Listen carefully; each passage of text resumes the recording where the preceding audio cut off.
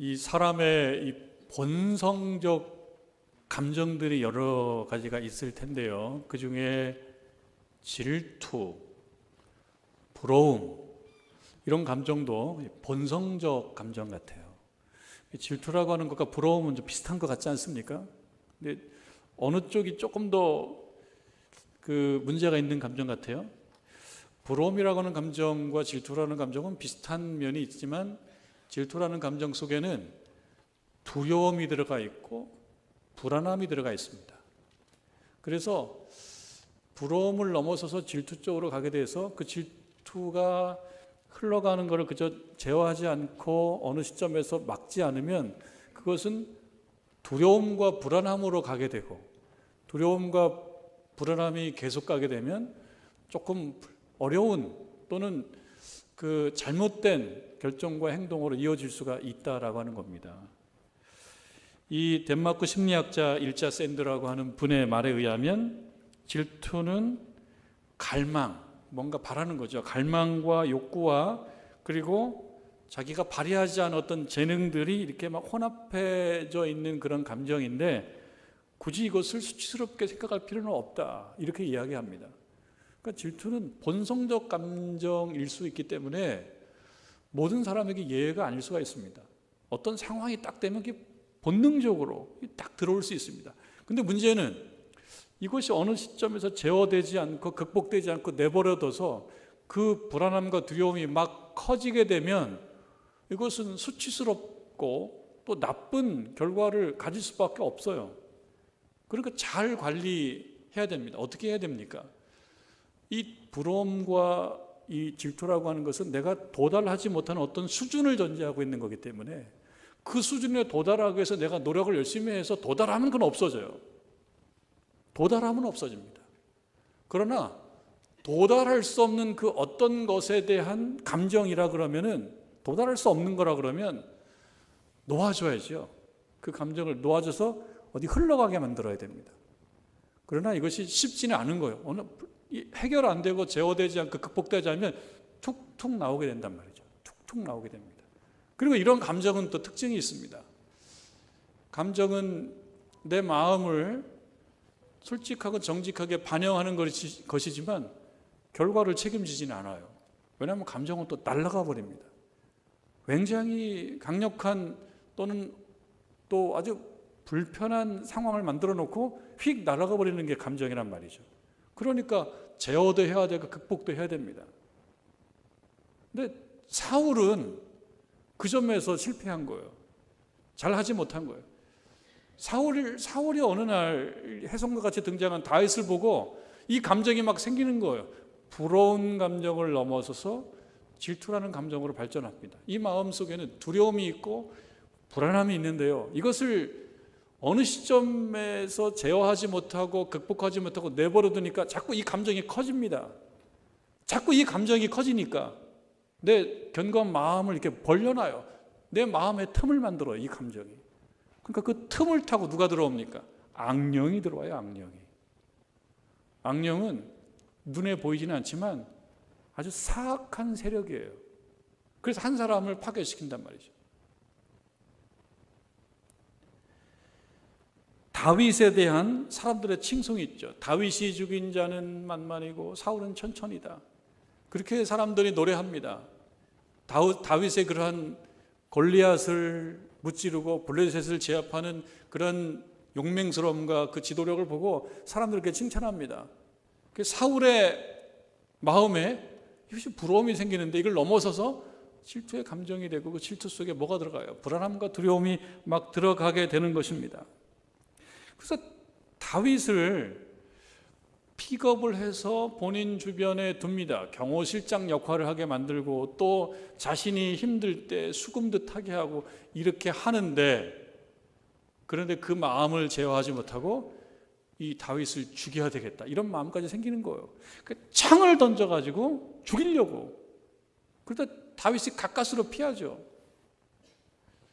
이제 사울의 딸인 미갈과 다윗이 결혼한 상태가 되는데 이 딸은 남편이 이제 생명 위험하니까 이 남편을 어떻게든 탈출시키려고 애를 쓰는 상황이고, 또 사울의 아들 요나단은 어떻습니까? 다윗을 보고 매력을 느껴서 아주 가까워져서 의형제 관계가 되는데, 설마 우리 아버지가 이 좋은 다윗을 죽일 것이라고 하는 생각은 꿈에도 못하는데, 확인 이렇게 하다 보니까 정말 나의 아버지가, 사울이 다윗을 죽이려고 하는 거예요. 그래서 깜짝 놀라서 이건 아니지. 그 요나단이 다윗을 결국은 이제 탈출을 시켜주죠. 안 되겠다. 여기는 못 있겠다. 그래서 다윗은 이제 그 사울 아버지처럼 섬기기도 하고 또 주군으로 섬기면서 성실하게 그렇게 충성했던 그 사울을 결국은 떠나서 도망합니다. 그런 가운데서도 다윗은 어떻게 생각합니까? 하나님께서 기름 부으신 이 왕 사울을 내가 어떻게 해코지 할 수는 없다. 그런 마음으로 도망하죠. 도망해서 블레셋 진영 가드라는 도시까지 도망했다가 거기서 또 도망 나와서 또 저기 모압에 갔다가 또 도망 나와서 결국은 헤렛 수풀이라고 하는 곳에 숨어 있는 상태입니다. 왜 숨어 있어요? 자기를 죽이려고 하는 그 사울의 추격을 피해서, 살해 위협으로부터 피해서 지금 숨어 있습니다. 이런 가운데 다윗을 좋아하는 사람들이 또 같이 모여요. 다윗은 혼자가 아닌 거예요. 외롭고 고독하고 힘든 시간을 보내면서도 또 혼자는 아닌 거예요. 하나님과 함께해서 혼자가 아니고 또 그를 좋아하는 사람들이 함께해서 혼자가 아닌 그런 상태입니다. 그럼에도 그는 사울로부터 계속 쫓기고 있는 그런 아주 절박한 상황입니다. 때는 그렇습니다.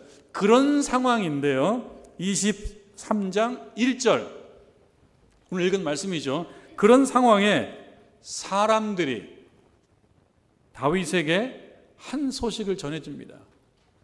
도망하고 있는 다윗, 지친 다윗에게 누군가 어떤 소식을 전해줍니다.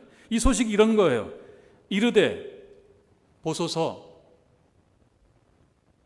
블레셋 사람이 그일라를 쳐서 그 타작마당을 탈취하고 있습니다.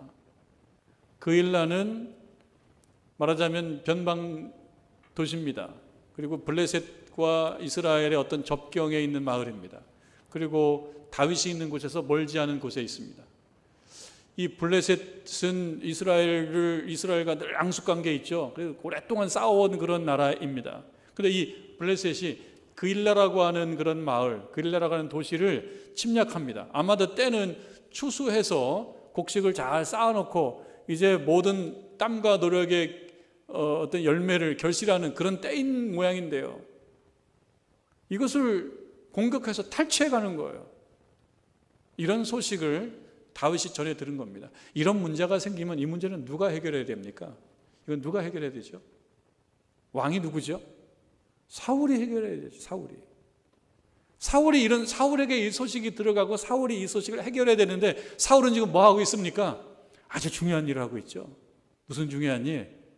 인생의 목적이 다윗 죽이기예요. 안타깝죠. 왕이면 왕다워야 되는데 어느 순간부터 왕다움을 잃어버리고 살고 있습니다. 왕다움을 잃어버려. 왕인데 왕다움을 잊고 살고 있어요. 이런 문제는 사울이 해결해야 되는데, 사울은 지금 다윗을 죽이는 것이 인생의 목적입니다. 살아갈 삶의 의미는 오로지 다윗을 제거하는 거예요. 안타깝습니다. 하나님께서 기름 부은 그 사울이 그 은혜를 유지하지 못하고 결국은 어떻게 됩니까? 정말 쇠락하는 거죠. 쇠락하는 거예요. 그러니까 이러한 일들이 결국 다윗에게 주어집니다. 그런데 하여튼 3장, 조금 후에 살펴볼 3장 말씀을 보고 생각해 보면, 이 어떤 사람들인지 정확히 알 수 없어요. 불특정한 어떤 사람들이에요. 어떤 사람들이 다윗에게 지금 블레셋이 그일라를 침략하고 그 타작마당을 탈취한다라고 하는 그 소식을 전하면서 다윗이 무슨 실력을 발휘해서 이 문제를 해결해야 됩니다라고 하는 뜻으로 전한 것 같지가 않아요. 그냥 그런 소식을 전한 거예요. 왜냐하면 3절의 말씀 보면 다윗의 사람들이 다윗이 이 문제에 개입하려고 하는 것을 알아차리고 이게 지금 무슨 소리냐고, 우리가 지금 그런 상황이냐고. 우리 코가 석자입니다. 우리 코가 석자. 지금 우리는 사울의 공격에 지금 겨우겨우 지금 도망하고 살고 있는데 그일라를 돕는 거는 그 말도 안 된다. 우리 코가 석자다. 이렇게 얘기하는 걸로 봐서 다윗이 그일라의 어려움에 참여하는 것은 그렇게 일반적인 것은 아닌 거예요. 그래서 이 1절에 사람들이 다윗에게 이러한 소식을 전했다라고 해서 다윗 당신이 지금 출격해야 됩니다, 이런 뜻이라고 볼 수는 없는 그런 상황입니다. 그냥 듣고 뭐 신문에 나오는 뉴스의 한 기사처럼 아, 이런 일이 있구나, 지금 그일라라고 하는 곳에 사람들이 지금 어려움을 겪고 있구나 라고 그냥 신문의 뉴스 기사로 처리하고 갈 만한 상황이에요. 지금 다윗은. 왜? 제 코가 석자 아닙니까? 억울한 상태로 계속 살해 위협을 받으면서 도망하면서 심신이 피곤하고 인생이 힘들고 여유가 없고 그런 상황 아니겠습니까? 그러니까 이런 얘기를 들어도 넘어갈 만해요. 우리들도 그렇지 않습니까? 우리들이 힘들 때는요, 이것저것 생각할 여유가 없습니다. 경제적인 어려움이나 인간적인 어려움이나 건강의 문제나 여러 가지 문제가 있을 때요, 생각할 여유가 별로 없어요. 얘기를 들으면 그냥 아, 이런 기사가 났구나. 그런데 이 다윗이 이 이야기를 듣고요, 이걸 흘려버리지 않고 의미심장하게 머릿속으로 생각하는 거예요. 의미심장하게. 흘려버리지 않는 겁니다. 그러니까 그일라의 일은 나의 일인가? 라고 하는 그러한 생각을 하고 있는 거예요. 이런 분이 있으면 가족들 힘듭니다. 아니, 넘어가도 될 거를 또 뭘 참견하려고. 그런데 다윗의 머릿속에는 그 생각이 돌아가는 거예요. 이 일이 혹시 나의 일인가? 자기도 힘들면서 심신이 피곤하고 지치고 두려움과 불안함이 있고 언제 또 사울의 공격이 개시될지 모르는 이런 상황 속에서 이게 나의 일인가? 다윗의 마음은 그일라를 돕는 쪽으로 기울어지는 것 같은 그런 생각이 듭니다. 그래서 1절과 2절 사이는 1절과 2절 사이 이 행간을 우리가 봐야 되죠. 행간을 1절과 2절. 2절은 다윗이 여호와께 묻자와 이르되 하나님께 이 주제를 가지고 옵니다. 어떤 주제입니까? 내가 가서 이 블레셋 사람을 치리이까? 하나님, 제가 여기를 지금 간섭해야 됩니까? 아마 누군가는 훈수를 두고 싶을 거예요. 좀 가만히 있으라고. 가만히 있으면 넘어가는데 괜히 하나님께 하나님, 제가 이거 해야 됩니까? 라고 해서 그래, 네가 해. 그럼 어떡하려고요? 예? 어떡하려고요? 이 주제를 부상시키지 말고 대충 덮고 넘어가면 될 거를 그저 그걸 또 하나님께 이걸 또 얘기하면 하나님, 이걸 제가 해야 됩니까? 그래, 네가 해라. 그런 일 생기지 않게 좀 하나님께 그런 기도 좀 하지 말라고. 이렇게 훈수를 두고 싶은 사람이 있을런지도 모릅니다.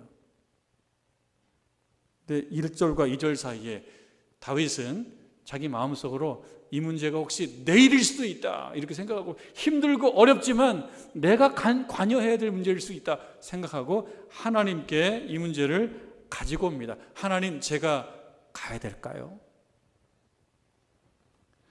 여러분, 힘들다라고 하는 감정은 매우 일반적인 감정입니다. 우리들도 살면서 힘들다라는 감정은 많이 느낄 것입니다. 아까 처음에 질투나 부러움이 사람의 어떤 본성적 감정인 것 같다라고 말씀드렸듯이, 이 힘들다, 어렵다, 참 힘들다라고 하는 이런 감정도 거의 본성적 감정에 속하는 것 같아요. 왜냐하면 저를 포함해서 우리 교우들 또한 살면서 힘들다, 쉽지 않네, 어렵네, 이런 감정 많이 느끼셨을 거예요. 왜냐, 건강이 영원하지 않거든요. 살다 보면 여기도 아프고 저기도 아프고, 여기도 아프고 저기도 아픈데 해야 될 일이 주는 건 아니에요. 내 경제적 여유는 때때로 어려움을 겪는데 그렇다고 해서 해야 될 일이 없는 건 아니에요. 해야 될 일들은 그냥 꼬박꼬박 다가오는 거예요. 그럴 때 느끼는 감정 뭐예요? 힘들다. 참 사는 게 힘들다. 인생이 힘들다. 이런 느낌은요, 어떤 사람도 예외일 수는 없어요. 그런 감정을 느낀단 말이죠. 우리에게는요, 힘들다 말할 권리는 있는 것 같습니다. 열심히 일하면서 살아왔기 때문에 힘들 권리도 있어요. 힘들어서 아무것도 안 하고 그저 쉴 권리도 있습니다. 스스로에게 그렇게 말할 권리도 있어요. 넌 이제 좀 쉬어라. 이렇게 말할 권리도 있다고 생각이 듭니다. 그런데 이 힘든 감정은 또 다른 면에 이런 것도 있습니다. 때때로 하나님께서 나에게 원하시는 것들이 있는데 힘들다라고 하는 그런 본성적 감정이 나에게 막 사로잡히기 시작하면 하나님께서 나에게 뭔가를 이 상황에 원하신다고 해도 내가 그것을 거부할 수 있는 정당성, 명분, 근거를 제시를 해준다고요. 왜? 내가 힘드니까. 하나님 아시잖아요. 나 힘든 거. 내가 지금 이런 상황은 아닌 거 하나님도 아시지 않습니까? 나 전에는 건강했는데 지금은 아니잖아요. 하나님. 다른 사람 시키세요. 이렇게 얘기할 명분, 근거, 정당성을 제공해 주는 것이 또 힘들다라고 하는 감정이에요. 다윗도 마찬가지였을 겁니다. 다윗이 그 일나가 어렵다라는 얘기를 들으면서 하나님 저 힘들어요. 힘들다는 감정은 이 일이 내 일이 아니라고 말할 명분, 근거, 정당성을 제공해 준단 말이죠. 우리가 힘든 상황에 처해 있다는 것과 힘들다라고 하는 느낌을 많이 강하게 갖는 것은 비슷한 것 같으면서 좀 구분이 됩니다. 그러니까 똑같은 상황이라고 하더라도요, 어떤 사람은 이거를 매우 힘들다고 느껴서 힘들기 때문에 나는 멈출 수 있다라고 결론을 내릴 수도 있고, 어떤 사람일 경우에는 똑같은 상황이지만 그것을 어떤 일을 하지 않을 만큼 힘들게 느끼지 않을 수도 있는 것입니다.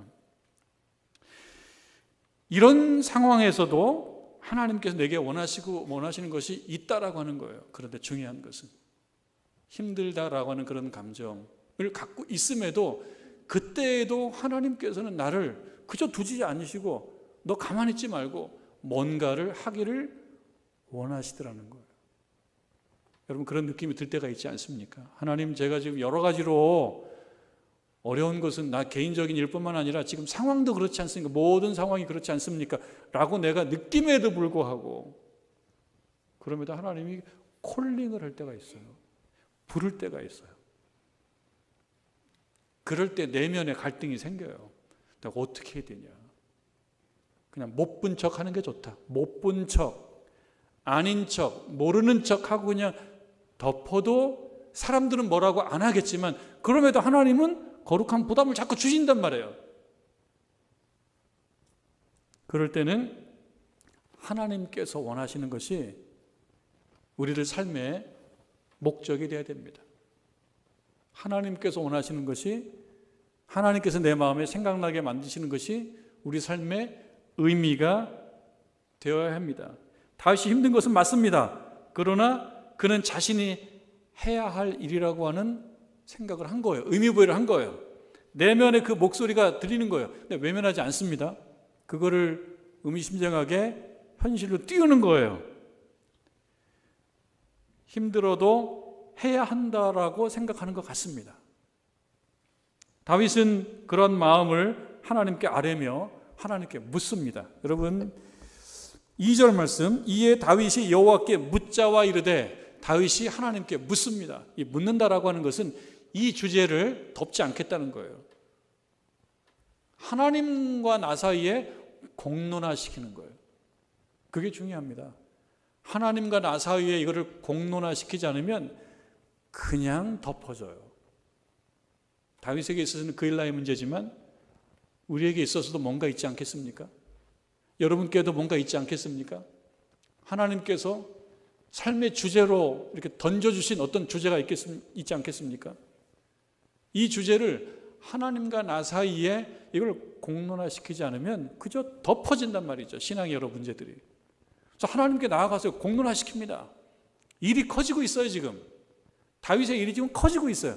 사람들이 옆에서 보니까 문제가 되는 거예요. 왜 이렇게 일을 키우냐고.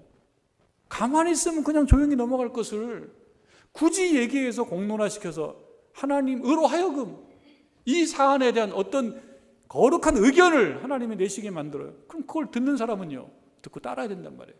좀 가만히 좀 있지. 다윗이 하나님께 구하는 거예요. 하나님께 묻자 이르되 내가 가서 이 블레셋 사람들을 치리이까? 구체적으로 얘기합니다. 내가 이걸 해야 됩니까? 그 마음이 벌써 움직이고 있는 거예요. 하나님께서 말씀하십니다. 가서 블레셋 사람들을 치고 그일라를 구원하라. 2절 후반부에 나오는 말씀이죠. 그일라를 쳐라. 내가 너와 함께 하겠다. 그런 거예요. 여러분, 이타적인 마음과 용기와 결단력은 참 멋있습니다. 우리는 그런 사람들을 주변에 모이는 거예요. 그래서 다윗 주변에 사람들이 모이는 것 같습니다. 이타적인 마음, 사랑의 마음, 컴패션, 용기, 결단력, 그런 면에서 다윗은 멋있는 사람입니다. 그러나 하나님의 길을 따르는 사람이라면 사랑하는 마음과 어떤 컴패션, 어떤 긍휼히 여기는 마음, 용기, 결단력 뿐만 아니라 무엇이 필요하냐? 이런 결단의 현장에서 하나님께 묻는 것, 이것이 필요하다는 겁니다. 여러분, 사시면서 여러 가지 어려운 문제를 많이 겪을 것입니다. 여러 가지 결정의 상황에 직면하실 것입니다. 그때 하나님께 꼭 물으시기를 바랍니다. 여러분, 하나님께 묻지 않으면 누구 생각 갖고 사는 거예요? 자기 생각 갖고 사는 거예요. 혹자는 이야기합니다. 나는 나를 믿는다. 맞는 말입니다. 이 말은 근데 어떤 뜻이냐면, 나는 나를 믿는다라고 하는 것은 어떤 뜻입니까? 내가 나를 신뢰하지 않으면, 내가 나를 사랑하지 않으면, 내가 나를 존중하지 않으면 나는 다른 사람 눈치만 보고 산다는 거죠. 다른 사람이 나에게 상처 주면, 다른 사람이 나를 배반하면 나는 그냥 다른 사람에 끌려가는 거. 그렇기 때문에 내 인생은 없어지고 타인의 인생이 되니, 그러지 말고 홀로 설 수도 있어야 된다. 그래서 나는 나를 믿는다. 이 말은 그런 의미가 있습니다. 그런 차원에서 여러분이 여러분을 존중하고 믿고 신뢰하고 사랑하는 것은 필요합니다. 자신을 너무 무시하지 말고 믿고 신뢰하고 존중하고, 그것은 필요한데요. 이 말은요, 그렇다고 해서 하나님께 묻지 않아도 되는 것은 아니다. 그와 그것은 별개인 것이에요. 내가 나를 믿고 신뢰한다라고 하는 것은 나를 무시하지 말라는 거예요. 너무 타인에게 끌려가지 말라는 거예요. 그러나 그렇다고 하더라도 하나님께 묻지 않을 명분을 제공해 주는 것은 아니다. 그런 것입니다. 신자는 하나님께 길을 묻는 자예요. 여러분, 하나님께 길을 물으실 수 있기를 바랍니다. 용기 있게 무엇인가를 결단했다고 하더라도 신자는 하나님께 묻는 것입니다. 다윗은 마음을 그치고 그의 사람들에게 그 뜻을 전해요. 사람들이 뭐라고 얘기합니까? 3절에 보니까 보소서, 우리가 유다에 입기도 두렵거든 하물며 그일라에 가서 블레셋 사람들의 군대를 치는 일이니까. 이게 무슨 말입니까? 이해하기 어렵지 않죠? 쉽죠? 다윗 주변에 다윗이 좋아서 모인 사람들은 이 부분에 있어서는 다윗을 이해할 수가 없는 거예요. 아니, 지금 우리 코가 석자인데 블레셋에 가서 이 사람들을 돕자고요? 그건 아니지. 근데 이 사람들의 말이 합리적입니다. 여러분 생각해 보십시오. 합리적이에요. 블레셋의 침략에 그일라를 돕겠다고 가서 그들을 몰아내고 싸움을 하고 전쟁을 하고 부산을 떨고 그런 상황이면 어떻게 됩니까? 노출되죠. 노출. 왜 헤레스 풀에 숨어 있습니까? 노출되지 않으려고 숨어 있는 거 아닙니까? 좋은 일 하는 건 좋은데 좋은 일 하는 것을 인하여 자기가 노출되고, 이 노출은 그건 무엇입니까? 생명을 빼앗길 수도 있는. 지금 사울이 많은 이 국가 권력을 동원해서 이 다윗 한 명 잡겠다고 지금 하고 있는 거 아닙니까? 그러니 그일라에 개입하면 이것까지는 좋지만 저게 노출되거든요. 그러니까 지금 이 다윗을 따르는 다윗의 사람들은 이건 아니죠. 지금 우리 코가 석자인데 우리가 어떻게 그 일날을 뒀습니까? 이런 말도 중요합니다. 이런 말도 중요하죠. 이분들 합리적으로 얘기한 겁니다. 합리적으로. 근데 신앙의 문제가 사실 여기에 있어요. 신앙의 어려움이 여기에 있는데 이 무엇이냐면 합리적 태도와 신앙은, 믿음은 때때로 이렇게 갈등을 해요. 그래서 살다 보면요, 합리적인 태도, 이거 중요하죠. 누가 합리적 태도를 나쁘다고 얘기합니까? 우리가 2022년도 5월을 살아가면서 우리가 처해 있는 이 모든 상황에 대하여 합리적인 판단을 할 필요가 있습니다. 여러 가지 어려움을 주는 이 상황에 대해서 합리적인 판단을 할 필요가 있어요. 우리에게 주어진 이성을 최대로 작동을 해야 됩니다. 그런데 믿음은 합리적 이성을 때때로 넘어선다는 거예요. 그래서 합리적 태도를 넘어서는 그 믿음이 언뜻 보기에는 무모해 보인다는 거예요. 그래서 이 무모함을 실천할 때 우리의 부담이 생겨요. 믿음을 실천하는 것은 부담입니다. 하나님께서 하라라고 하는 그 말씀을 실천하는 것은 때때로 부담이 돼요. 어려워요. 이거 분명히 합리적인데. 그래서 우리가 볼 때 이 다윗의 사람들, 3절에 나오는 다윗의 사람들의 말이 합리적이에요. 이걸 들어도 누가 뭐라고 할 사람 없습니다. 그러나 그러면서 하나님의 어떤 기대와 요청과 말씀은 또 덮여버린단 말이죠. 다윗은 이걸 덮지 않고요, 또 하나님께 가지고 나아갑니다. 그래서 또 기도합니다. 4절, 다윗이 여호와께 다시 묻자온데, 다시 묻습니다. 하나님께 다시 묻자온데 여호와께서 대답하여 이르시되 일어나 그 일나로 내려가라. 근데 누군가는 얘기할 거예요. 지금 일어나면 안 된다고. 지금 일어나면은 보인다고. 꼭꼭 숨어야 된다고. 근데 일어나서 그 일나로 내려가라? 이거는 아닌 것 같다고 얘기할 수가 있습니다.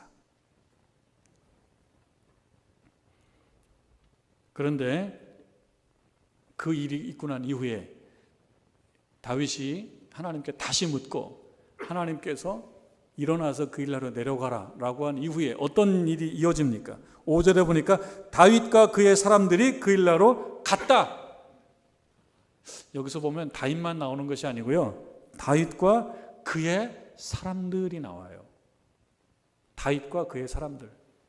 그러니까 그의 사람들은 어땠어요? 처음에 이건 아니죠 이렇게 얘기했던 사람들입니다. 그런데 다윗이 하나님께 다시 묻고 하나님께서 다시 물으니 일어나서 그 일나로 내려가라고 하더라라고 하는 이야기를 이 다윗의 사람들과 공유했고요, 이 말씀을 듣고 이 다윗의 사람들이 어떻게 했습니까? 하나님의 말씀이 우리의 합리적인 태도와 조금 안 맞긴 하지만 그저 아멘 하겠습니다. 아멘 한 거죠. 다윗의 사람들이 하나님의 말씀, 다윗을 통한 하나님의 말씀을 듣고 합리적인 판단, 이성적 판단, 합리적 태도와는 조금 다르지만 하나님의 말씀이니 아멘하고 여기서 설복돼서 승복하고 나아간 겁니다. 이 모습을 하나의 교회로 본다 그러면 아름다운 신앙적 의사결정 나온 거죠. 내 생각과 다르지만 단순하게 생각하고 하나님의 말씀을 따른 것이죠. 그러니까 우리에게 요구하는 것이 그것입니다. 때때로 우리들의 합리적 태도와 하나님의 말씀이 갈등하고 충돌이 될 때가 있는데 누가 이겨야 됩니까? 나의 합리적 태도가 이겨야 됩니까? 하나님의 말씀이 이겨야 됩니까? 하나님의 말씀이 이겨야 됩니다. 그러니까 여러분, 저를 포함해서 우리 모든 교우들이 하나님의 말씀을 듣는데 최선을 다해야지만이 신자의 길을 갈 수가 있다. 바로 그것입니다. 여러분, 그렇게 해서 싸운 그일라 전투 누가 이깁니까? 다윗의 군대가 이깁니다. 하나님이 함께하면 이기는 줄로 믿습니다. 누가 볼 때는 안 되는 게임이에요. 하나님이 함께하면 이기게 되는 것입니다. 우리가 하나님께 기도해야 돼서 믿음을 회복해야 될 것은 무엇입니까? 하나님께서 함께 해주시면 이긴다라고 하는 그런 믿음, 그것을 갖는 것입니다. 여러분, 하나님의 말씀에 설득이 되고 생각을 바꿀 수도 있어야 된다. 우리가 누군가를 설득하는 것도 실력이지만 하나님의 말씀에 설득되는 것도 실력이다. 이건 매우 중요하다는 것을 그렇게 깨달아야 됩니다. 개인의 합리적인 생각이 충분히 있을 수가 있습니다. 그러나 하나님께서 우리에게 원하시는 그 일날을 위한 블레셋 전투, 여기에 우리 모두 정능제일교회 모든 교우들 이견 없이 다 참전하시기를 주님의 이름으로 축원합니다.